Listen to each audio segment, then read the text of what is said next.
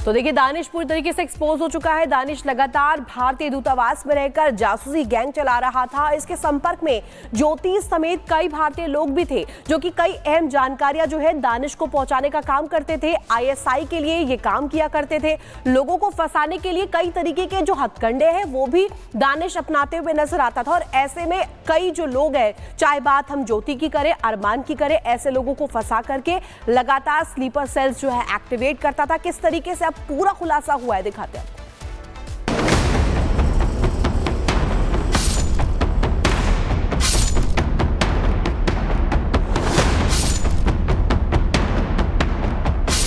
Operation सिंदूर के जरिए पाकिस्तान को पटखनी देने के बाद आतंक की जड़ काटने के लिए भारत ने ऑपरेशन जासूस शुरू कर दिया है।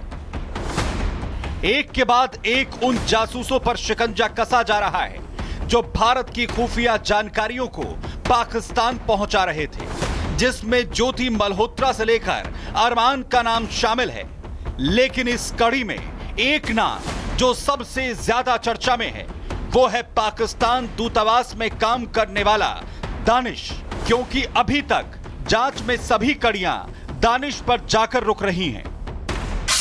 लेकिन सबसे बड़ा सवाल ये कि आखिर ये दानिश कौन है और कैसे ये पाकिस्तान की जासूस यूनिट आईएसआई के लिए काम कर रहा था। दरअसल दानिश, जिसे एहसान उर रहीम के नाम से भी जाना जाता है, इसे एक आईएसआई का एजेंट बताया जा रहा है। इसे पाकिस्तान ने दिल्ली में अपने दूतावास में राजनयिक के तौर पर तैनात किया था। दानिश लगातार जासूसी के लिए भारत में अपना नेटवर्क चला रहा था। दानिश अपने जासूसों के जरिए भारत की सेनाओं और सुरक्षा तंत्र की खुफिया जानकारियां जुटा रहा था।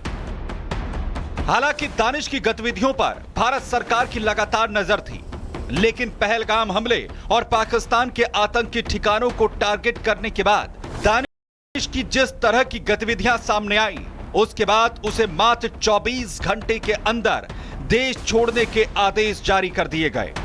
दानिश लगातार पाकिस्तान हाई कमीशन में रहकर जासूसी का गैंग चला रहा था।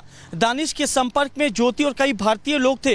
दानिश आईएसआई के लिए काम करता था और ज्योति और अरमान जैसे लोग दानिश को कई अहम जानकारी साझा करते थे। दानिश के देश छोड़ते ही उसके जासूसी नेटवर्क को ध्वस्त करने में जांच एजेंसियां जुट गई, जिसमें ज्योति और अरमान सहित पूरे जासूसी नेटवर्क की हर एक कड़ी को जांच एजेंसियों ने ध्वस्त कर दिया। ज्योति, जो एक यूट्यूबर के तौर पर ट्रैवलिंग वीडियोस बनाती थी, उसने दानिश के संपर्क में आने से लेकर 3 बार पाकिस्तान जाने को लेकर जो खुलासे किए वो हैरान कर देने वाले हैं। दानिश की तरफ से जानकारी शेयर करने के लिए इनक्रिप्टेड ऐप्स के इस्तेमाल करने के निर्देश इन्हें दिए गए थे। पहलगाम हमले के बाद भी वो लगातार अपनी जासूसों की टीम के संपर्क में था। जासूसों को पाकिस्तान के स्पॉन्सर्ड ट्रिप्स वो लगातार करवाता था। वहीं महंगे होटल्स और शाही पार्टियों के जरिए वो जासूसों की टीम बना रहा था। वहीं पाकिस्तान में आईएसआई के बड़े अधिकारियों के साथ भी इन लोगों की मीटिंग दानिश करवाता था। दानिश को आईएसआई की तरफ से साफ निर्देश थे कि किसी भी तरह उसे भारत के अलग अलग राज्यों की खुफिया जानकारियां पाकिस्तान तक पहुंचानी है। इसके लिए जासूसों की जो टीम दानिश ने बनाई थी वो लगातार उनके संपर्क में रहता था। लेकिन जिस तरह से सस्ते लालच के जरिए दानिश ने भारत में अपने कुछ जासूस बनाए, जिन्होंने देश के साथ गद्दारी की, उसकी सजा अब उन्हें जरूर मिलेगी। लेकिन साथ ही जांच एजेंसियां अब उस कड़ी को भी तलाशने में जुट चुकी हैं, जिसके जरिए आईएसआई ने दानिश जैसे मोहरे को भारत में प्लांट किया था। Bureau report, Republic Bharat. तो देखिए, दानिश पूरी तरीके से एक्सपोज हो चुका है। दानिश लगातार भारतीय दूतावास में रहकर जासूसी गैंग चला रहा था। इसके संपर्क में ज्योति समेत कई भारतीय लोग भी थे, जो कि कई अहम जानकारियां जो है दानिश को पहुंचाने का काम करते थे। आईएसआई के लिए ये काम किया करते थे। लोगों को फंसाने के लिए कई तरीके के जो हथकंडे हैं वो भी दानिश अपनाते हुए नजर आता था। और ऐसे में कई जो लोग हैं, चाहे बात हम ज्योति की करें, अरमान की करें, ऐसे लोगों को फंसा करके लगातार स्लीपर सेल्स जो है एक्टिवेट करता था। किस तरीके से अब पूरा खुलासा हुआ है, दिखाते हैं।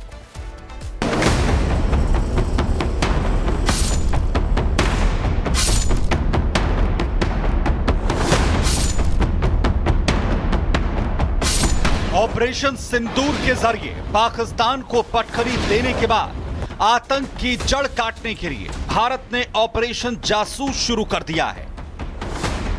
एक के बाद एक उन जासूसों पर शिकंजा कसा जा रहा है जो भारत की खुफिया जानकारियों को पाकिस्तान पहुंचा रहे थे, जिसमें ज्योति मल्होत्रा से लेकर अरमान का नाम शामिल है। लेकिन इस कड़ी में एक नाम जो सबसे ज्यादा चर्चा में है वो है पाकिस्तान दूतावास में काम करने वाला दानिश, क्योंकि अभी तक जांच में सभी कड़ियां दानिश पर जाकर रुक रही हैं। लेकिन सबसे बड़ा सवाल ये कि आखिर ये दानिश कौन है और कैसे ये पाकिस्तान की जासूस यूनिट आईएसआई के लिए काम कर रहा था। दरअसल दानिश, जिसे एहसान उर रहीम के नाम से भी जाना जाता है, इसे एक आईएसआई का एजेंट बताया जा रहा है। इसे पाकिस्तान ने दिल्ली में अपने दूतावास में राजनयिक के तौर पर तैनात किया था। दानिश लगातार जासूसी के लिए भारत में अपना नेटवर्क चला रहा था। दानिश अपने जासूसों के जरिए भारत की सेनाओं और सुरक्षा तंत्र की खुफिया जानकारियां जुटा रहा था।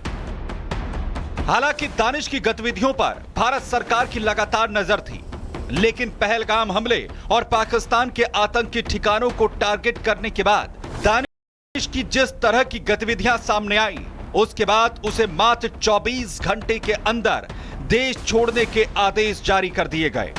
दानिश लगातार पाकिस्तान हाई कमीशन में रहकर जासूसी का गैंग चला रहा था। दानिश के संपर्क में ज्योति और कई भारतीय लोग थे।